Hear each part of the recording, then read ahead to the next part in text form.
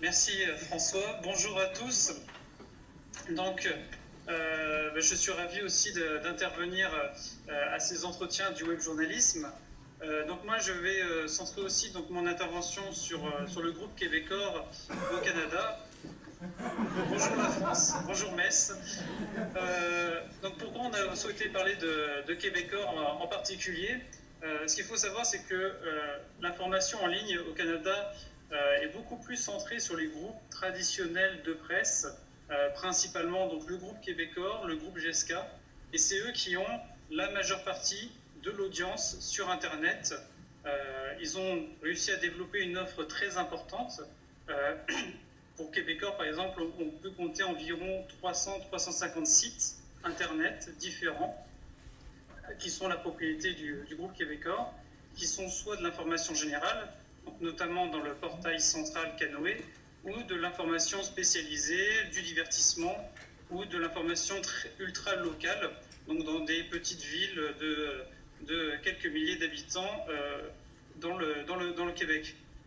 Et donc, cette voilure très étendue de ces groupes traditionnels sur Internet, qui est apparue dès le tournant des années 2000, a limité aussi la place pour des acteurs de type pure players de trouver une place au Québec. Ce qui fait que, véritablement, on a très peu de pure players. Il y a le réseau Branchez-vous, par exemple, qui avait, il y a quelques mois cela, participé à la création de Québec 89, au Québec, mais qui a été très rapidement arrêté au bout de quelques mois. Et il y a très peu d'espace pour vraiment des acteurs nés sur Internet. Donc c'est pour ça que le rôle de ces groupes traditionnels sur Internet est très important pour comprendre ce que c'est que le journalisme en ligne, le web journalisme au Québec. Alors comme François a commencé à le dire, Québecor, le groupe Québecor, c'est une illustration très particulière du processus, de l'objectif stratégique de convergence, avec un rapprochement entre deux réalités. Le rapprochement des contenus entre différents supports.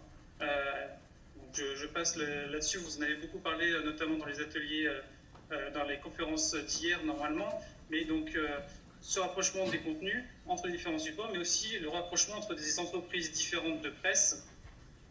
Et donc, on a dans le groupe Québecor, au sein du Québec, l'affirmation des plus grandes craintes pour le journaliste et les plus grandes craintes exprimées par les journalistes eux-mêmes et les journalistes en ligne eux-mêmes sur leur métier, sur le travail qu'ils font. Il y a une enquête qui a été faite il y a quelques mois aussi par Marc-François Bernier qui a montré qu'il y avait des grandes craintes d'autocensure, de pression économique qui étaient très fortement ressenties par les journalistes du groupe Québecor, notamment avec l'affaire Star Academy dont nous a parlé François.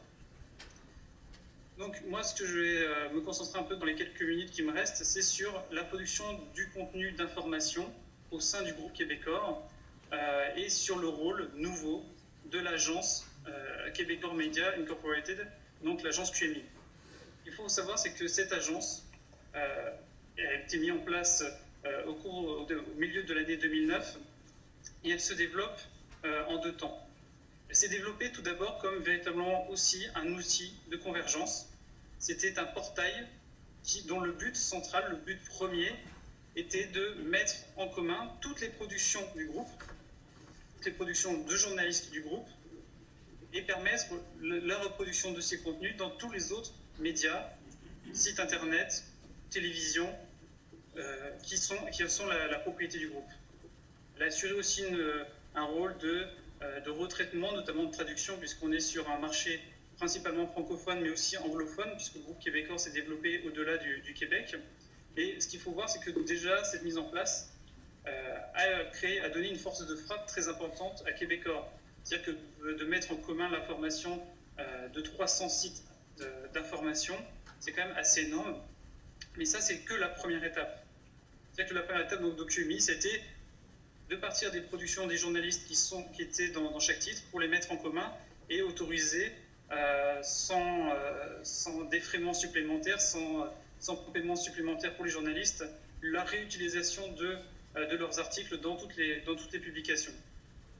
Et on retrouve ainsi dans les différentes publications du groupe des informations qui n'ont pas forcément été produites, notamment au niveau local, y compris des informations qui ont été produites dans un cadre anglophone du Canada anglais, dans des titres comme le Journal de Montréal, qui sont francophones et situés dans une aire française. Et cette convergence, donc, en 2009, a notamment très largement entraîné le conflit qui a été abordé sur le Journal de Montréal, avec la mise à pied de plus de 200 journalistes qui travaillaient au Journal de Montréal et qui refusaient, c'était la principale revendication, mais que leur production, leurs articles soient répandus dans tout le groupe québécois sans qu'il n'ait aucune compensation financière et sans qu'il n'ait même un droit de regard sur ce que devenait leur production journalistique. Et donc, j'essaie de faire assez vite, mais donc ça c'est dans un premier temps. Dans un deuxième temps, cette agence de presse centrale, enfin cette agence de portail central devient une agence de presse, notamment au cours de cette année, au cours de l'année 2010.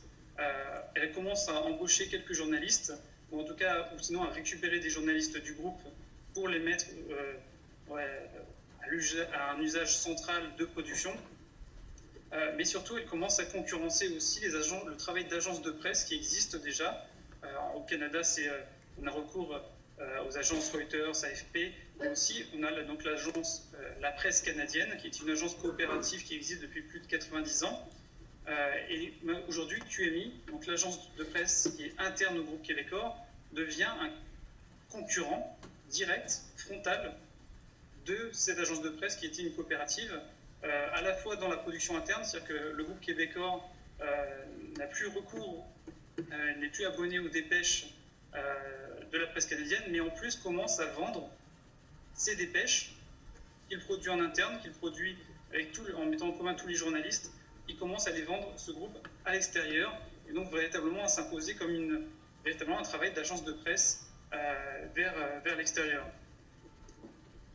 Et in fine, le but, c'est véritablement pour le groupe de pouvoir alimenter avec un coût très réduit l'ensemble des publications, l'ensemble des supports audiovisuels et des supports nomades également, que ce soit l'iPad ou en général le mobile, puisqu'ils ont quand même un développement qui est très fortement axé sur les réseaux, sur le financement par les réseaux.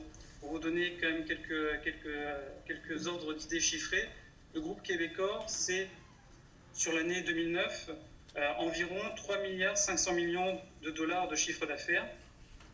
2 millions sont pour la seule téléphonie et le seul accès au réseau Internet.